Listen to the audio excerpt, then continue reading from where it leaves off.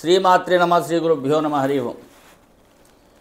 భారతదేశానికి స్వతంత్రం వచ్చి 77 సంవత్సరాలు దాటిన తర్వాత కూడా ఈనాటికి హిందువులు, హిందూ దేవాలయాలు, హిందువుల సంస్కృతి, హిందువుల యొక్క వారసత్వ సంపద మీద అనేక రకాలుగా అనేక విధాలుగా అనేక రకాలైనటువంటి దాడులు జరుగుతున్నాయి.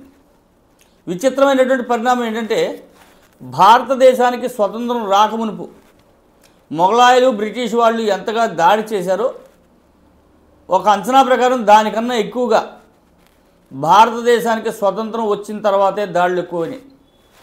4 వైపుల నుంచి దేవాలయాలు కూల్చేస్తున్నారు, మఠ మందిరాలు కూల్చేస్తున్నారు, హిందువుల్ని ఊచకోతకు వస్తున్నారు, హిందువుల యొక్క దేవాలయాల యొక్క ఆస్తులు ఆక్రమించేస్తున్నారు, దేవాలయాల హుండీలు ధనాన్ని దోచేస్తున్నారు.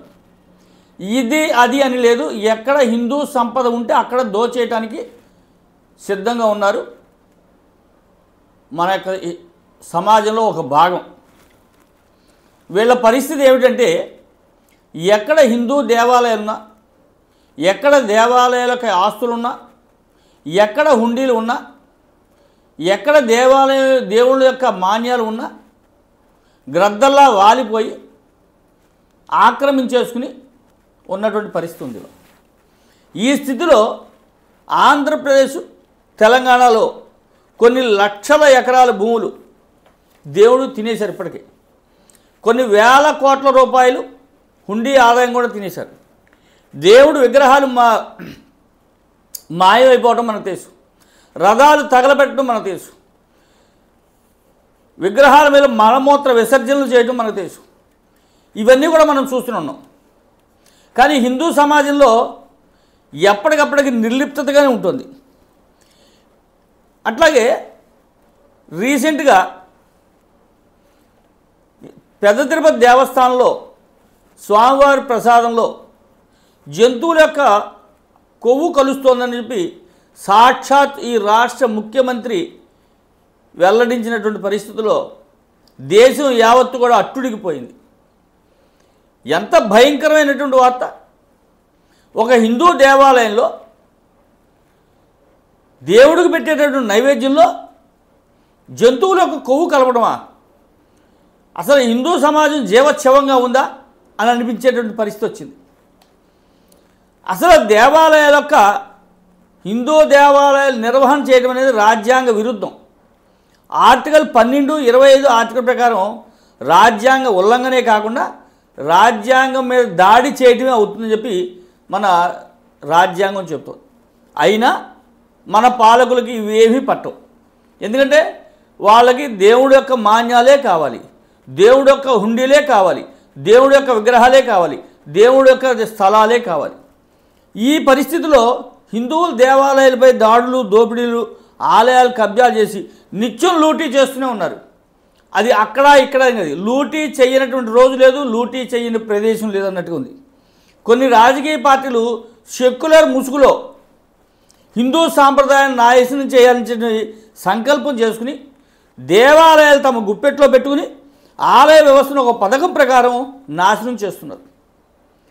భక్తి శ్రద్ధలతో పూజించేటటువంటి దేవాలయాల్లో దేవుడంటే శ్రద్ధ లేనటువంటి వాళ్ళు, భక్తి ప్రపత్తులు లేనటువంటి వాళ్ళు అన్యమతస్తులను తీసుకొచ్చి వాళ్ళకి పెద్దపీట వేస్తే వాళ్ళకి దేవుడి పట్ల విశ్వాసం కానీ ఈ మతం పట్ల శ్రద్ధ కానీ లేకపోవడం వలన దేవాలయాల్ని పూర్తిగా చిన్నాభిన్నం చేసేసి హిందూ యొక్క సంస్కృతిని నాశనం చేయాలని చెప్పి సంకల్పం చేసుకున్నారు. ఇక్కడ ఒక సందర్భంగా ఒక మాట చెప్తాను. బ్రిటిష్ కాలంలో కూడా హిందూ దేవాలయాలపై ఇంతగా దాడి జరగలేదంటే ఆశ్చర్యపోవడానికి పోవచ్చు మనం. అంతటి దాడి గత 70 సంవత్సరాల్లో జరుగుతుంది. దేవాలయాల్లో విగ్రహాలు ఎత్తుకుపోతున్నారు, దేవాలయ మాన్యాలు ఆక్రమించేస్తున్నారు, దేవుడి యొక్క సొమ్ము తినేస్తున్నారు, అసలు దేవాలయాల్లో దేవుడి పేర్లే మార్చేస్తున్నారు. ఎంత విచిత్రం అంటే అసలు మనం హిందూ దేశంలో హిందువులుగా బతుకుతున్నామా లేదా అనేది మనం గ్రహించాల్సిన పరిస్థితి వచ్చింది. ఇవన్నింటినీ చూసిన తర్వాత విశ్వ హిందూ పరిషత్ ఆధ్వర్యంలో చలో విజయవాడ హైందవ శంకారాము అనేటటువంటి పేరు మీద ఒక కార్యక్రమాన్ని 2025 జనవరి 5వ తేదీన విజయవాడలో నిర్వహించడానికి సిద్ధమై ఈ కార్యక్రమాన్ని ముందుకు తీసుకెళ్తుంది. హిందూ బంధువులందరూ కూడా ఈ కార్యక్రమానికి పూర్తిగా వెన్నుదండుగా ఉండి ఈ కార్యక్రమాన్ని దిగ్విజయం చేయవలసినటువంటి పరిస్థితి ఉంది. ఎందుకంటే ఇప్పుడైనా మనం మన దేవాలయాల్ని, మన సంస్కృతి సాంప్రదాయాల్ని, మన యొక్క దేవాలయాల ఆస్తుల్ని, దేవాలయాల విగ్రహాలని మనం రక్షించుకోలేకపోతే భవిష్యత్తులో అది జరగనే జరగదు. ఎందుకంటే నాయకుడు బలవంతుడై ఉన్నటువంటి పరిస్థితుల్లో మాత్రమే మనం చేయగలగాలి. ఇక్కడ ఉన్నటువంటి పరిస్థితి అత్యంత భయానకమైనటువంటి పరిస్థితి ఏంటంటే ఇవాళ ఏ రాజకీయ నాయకుడికి కూడా హిందూ దేవాలయాలు అవసరం లేదు. హిందూ దేవాలయాల సొమ్ము మాత్రమే కావాలి, హిందూ దేవాలయాల ఆస్తులు మాత్రమే కావాలి, హిందూ దేవాలయాల విగ్రహాలు దోచేసుకోవడానికి కావాలి తప్ప హిందూ సంస్కృతి సాంప్రదాయాన్ని రక్షించేటటువంటి వాళ్ళు ఎవరూ లేరు. ఈ పరిస్థితికి తార్కాణం పెద్ద తిరుపతి దేవస్థానంలో ప్రసాదంలో మాంసం కొవ్వు కలపడం అనేది ఆశ్చర్యం. ఇంకెంతకనే అక్కలే. ఇది ఒక్క పెద్ద తిరుపతి కాదు, విజయవాడ దుర్గగుడి, అన్నవరం సత్యనారాయణ, అరసవల్లి సూర్యనారాయణ, చిన్న తిరుపతి దేవస్థానం, ఇట్లా రాష్ట్రంలో ఉన్నటువంటి అన్ని దేవాలయాల్లోనూ కూడా ఇదే పరిస్థితి నేటి రోజుల్లో కనబడుతుంది. కొబ్బరి చిప్పల దగ్గర నుంచి వేలం, ప్రసాదం వేలం, అన్నం వేలం, ప్రసాదాలు వేలం, అన్నీ వేలాలే, అన్ని అమ్మకాలే, అన్నీ దోపిడీనే, అన్నీ దోపిడీకే గురవుతున్నాయి. ఈ పరిస్థితుల్లో విశ్వ హిందూ పరిషత్ హైందవ శంకారావం అనేటటువంటి పేరుతో ఒక బృహత్తరమైనటువంటి కార్యక్రమాన్ని తీసుకుని ముందుకు వెళ్తోంది. ఈ హైందవ శంకారావం అనేటువంటి కార్యక్రమం మరో రామజన్మభూమి ఉద్యమంలో ఉవ్వెత్తును లేచి ప్రజల యొక్క మన్నలను పొందాలి. అట్లాగే మన హిందూ సంస్కృతి సాంప్రదాయాన్ని రక్షించేటటువంటి విధంగా ఉండాలి. కాబట్టి ఈ జనవరి 5వ తేదీన జరగబోయేటటువంటి కార్యక్రమానికి విజయవాడ యావత్ సమాజం కూడా, యావత్ హిందూ సమాజం కూడా కదిలి రావాలని చెప్పి విన్నవించుకుంటున్నాం. అట్లాగే ఈ కార్యక్రమంలో హిందువుల యొక్క పాత్ర ఏమిటి, హిందువులు ఏమి చేయాలని చెప్పి కూడా వాళ్ళు విశ్వ హిందూ పరిషత్ వాళ్ళు ఒక కరపత్రం రిలీజ్ చేయడం జరిగింది. అందులో ఉన్నటువంటి కొన్ని ముఖ్య విషయాలు ఈ వీడియో ద్వారా మీకు తెలియజేస్తాను. దేవాలయాల్లో దేవాదాయ ధర్మాశాఖలో పనిచేస్తున్న అన్యమత ఉద్యోగుల్ని వెంటనే తొలగించాలి. ఇంకొక క్షణం కూడా వాళ్ళు అందులో ఉండడానికి అర్హులు కాదు. దేవాలయాన్నింటా పూజ ప్రసాద కైంకర్య సేవల్ని కూడా అత్యంత భక్తి శ్రద్ధలతో నాణ్యతతో నిర్వహించేలా చూడాలి. దీన్ని ఉల్లంఘనకు పాల్పడే వాళ్ళని దోషులను కఠినంగా శిక్షించాలి. హౌస్ ఫోర్సింగ్ ఉద్యోగస్తుల్ని కూడా వెంటనే హిందువులుగానే ఉండాలి.